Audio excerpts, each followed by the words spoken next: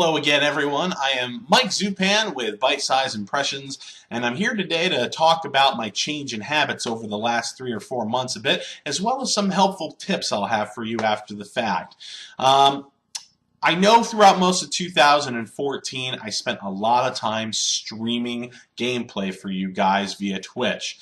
Obviously the PlayStation 4 and the Xbox One, they both have the capability to stream, so throughout most of 2014 those were the two consoles I was playing on. So of course 3 nights, 4 nights, sometimes even 5 nights a week I'd be there streaming for you guys. But I know I haven't really been doing that much since about mid-November, and there's a reason for that. I kind of have drifted away from the current generation of gaming. It's been kind of disappointing to me, and after the releases of Halo the Master Chief Collection and Assassin's Creed Unity, for obvious reasons, I finally just said, I've had enough. Put my hands up, I had enough, and I just kind of wanted to move on a little bit and just play some games in my backlog that I had not had an opportunity to get to just yet. So I went back to my Xbox 360 after beating Assassin's Creed Unity back in November, and I played The Witcher 2. Spent about a month and a half maybe on that, and had a good time with it, beat the game.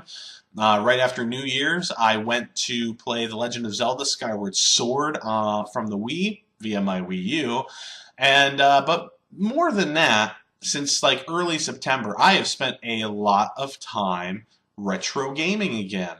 And it's really odd for me to say retro. It's really odd for me to consider really old generation games as a scene now, because I grew up playing those games. I grew up playing them. They weren't, you know, something from the past, you know, like they're always just going to be games to me. But I guess if I'm to clarify myself, I have to call them retro games.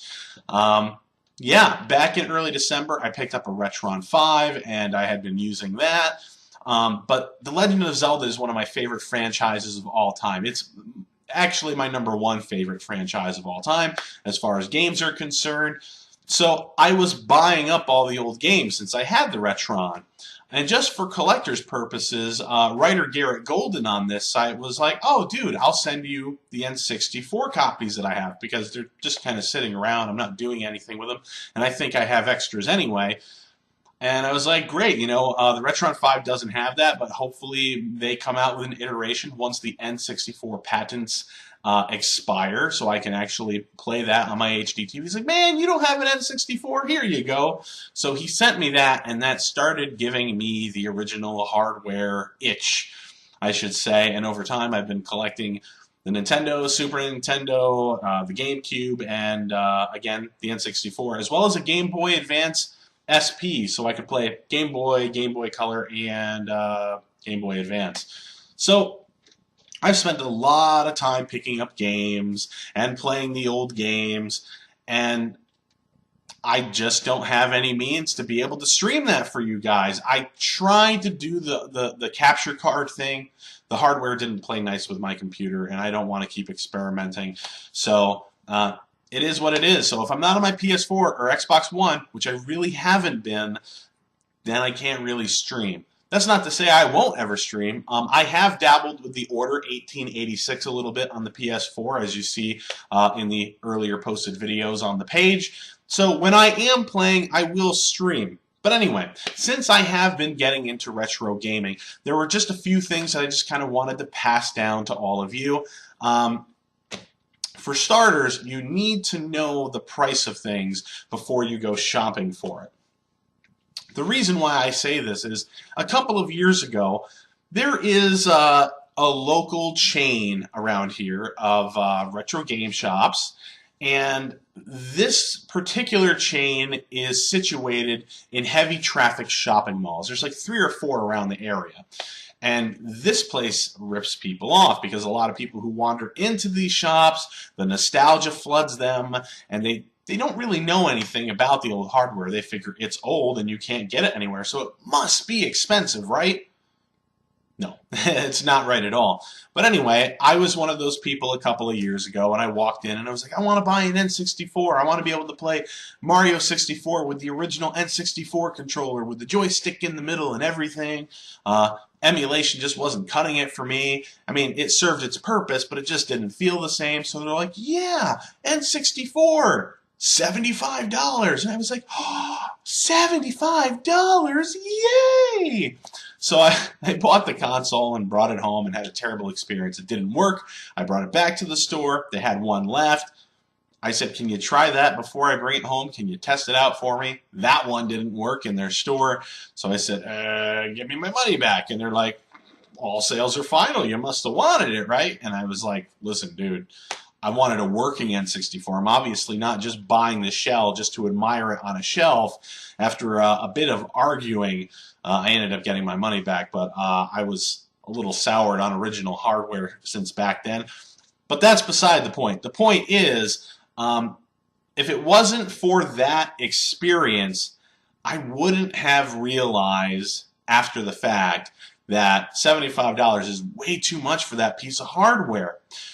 You can go to a website. If you Google video games price charting, Price Charts is a really good website. It'll give you the average value on anything, hardware and also all the video games pretty much from the past.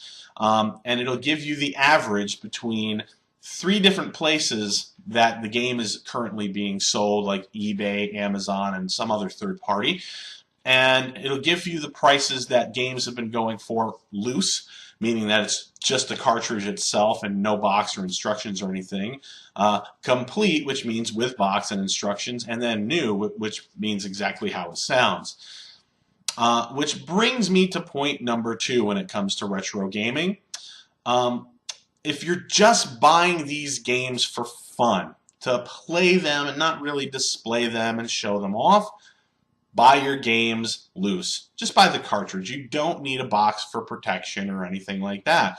The only thing that needs to be protected on the cartridges are the pins that are sort of inside, you know, the thing that you slide into the system and the teeth inside the system grab onto. The rest of the video game cartridge, it's just plastic casing that's there to protect the little computer board inside that, you know, houses the memory of the game. So all you really have to do is make sure that your pins are clean and that you don't leave them exposed. You know, stand it up, push it against, you know, maybe the back of a bookshelf or something so that they're resting against something flat so that way, you know, dust doesn't keep coming into the game cartridge, but keep them clean. Which brings me to my next point. Clean your games. And if you buy a game, a used game, which they all have to be used now, right? Clean it before you put it into your machine. The reason why I say this is because a lot of people don't really know what a dirty cartridge is when they first get into retro gaming. And a lot of these people make the mistake of just buying a cartridge without knowing what to look for and stick it into their machines. And before long, they start having problems.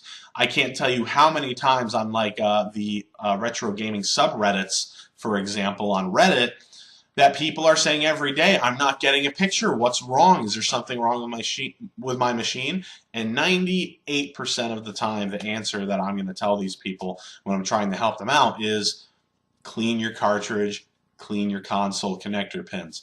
All you really have to do is hold your cartridge up to a light and look at the pins. I mean, they should look like spotless, shiny gold bars. They're copper, but under the lighting and the reflectiveness, it looks like gold. It should be shiny. They should be clean. You shouldn't see anything on there. If you can't see the shininess, if you see dirt on those contact pins, you have to clean them. All you need is isopropyl alcohol, which you can get from any pharmacy, and a cotton swab. Dab the cotton swab with alcohol and then get it right in there and rub it on those pins. You can even sort of go back and forth or across, and you can be firm. Just don't go crazy because you don't want to damage anything. And keep doing that on the front and back side of the pins of the cartridge until dirt stops getting picked up by the cotton swabs that you're using.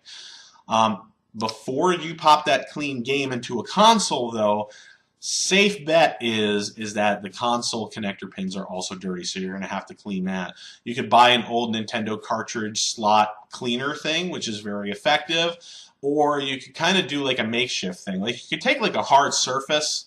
This is obviously probably a little bit too wide, but like if you have something that's like maybe a tad bit thinner than a credit card, meaning that maybe it could be something that's laminate, something that's sturdy, not going to bend on you too easy.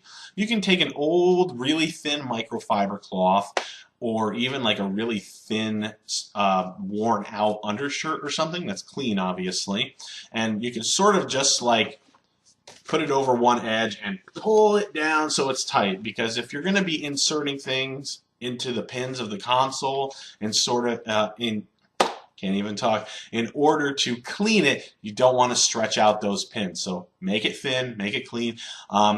You might not have to use any alcohol on the edge of this contraption you're building to kind of go in and out of the console pins about 10 or 15 times. But if it's really messy in there, and if you got some really dirty games, then you might want to lightly get some alcohol on that. Make sure that it, no alcohol is going to drip off of it. You just want to blot it so that it's damp with alcohol, not dripping with it.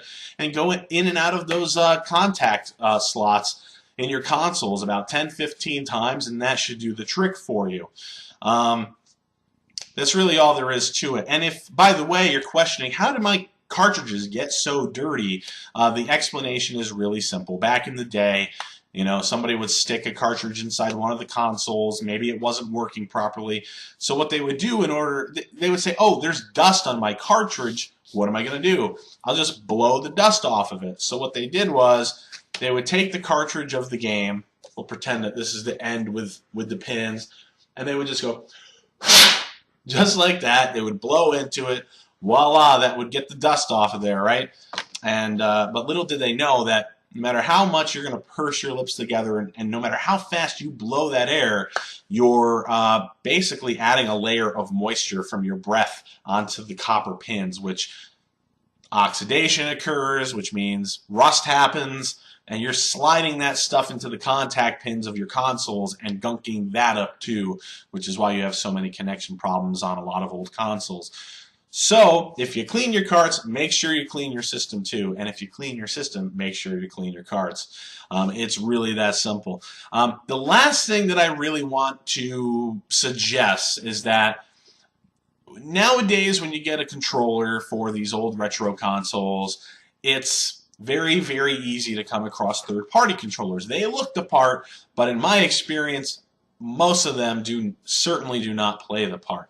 I mean, they're certainly good enough if you're just looking for something to play, but if you want something that's actually going to be accurate and is not going to give you the opportunity to accidentally die in a game because maybe you wiggle your thumb on a button a bit and the controller says, oop, I'm going to register that as a button press. Ha-ha, you roll off a cliff and die now. You have to get the original controllers. I mean, I have tried third-party for a couple of different retro consoles, and it's just no good. And I said, well, I'll try getting my hands on original controllers. I mean, how good can they be after all these years? You'd be really surprised. And it's mainly because they're so easy to refurbish. All you really need to do is open the back side of those controllers with a little tiny Phillips head screwdriver and just take it apart, and you can find the instructions online, but I'm not comfortable taking electronics apart to do anything with them. I was comfortable doing it with a Super Nintendo controller. So you can look up those instructions online, and if I can do it, you can do it too. But most of the time, you might not even have to do that. My experience reacquiring original controllers has been stellar. So that's really all the advice that I have for anybody who's sort of casually into retro gaming and haven't really taking the time to research how to properly take care of stuff and not, just maybe to help you save a little bit of money and, not go out and get robbed basically when you're trying to buy an old machine. So that's it for now. I will be seeing more of you guys soon as I will be streaming a little bit more of the Order 1886 on Twitch. Make sure you look at Byte-Size Imp on Twitter to know when I'm going to be streaming that. Also, when I'm done completing that game, I'm going to do an Opinion Bytes video detailing my overall impression of the game once I've beaten it. So Thank you very much for watching. I'll see you guys again soon.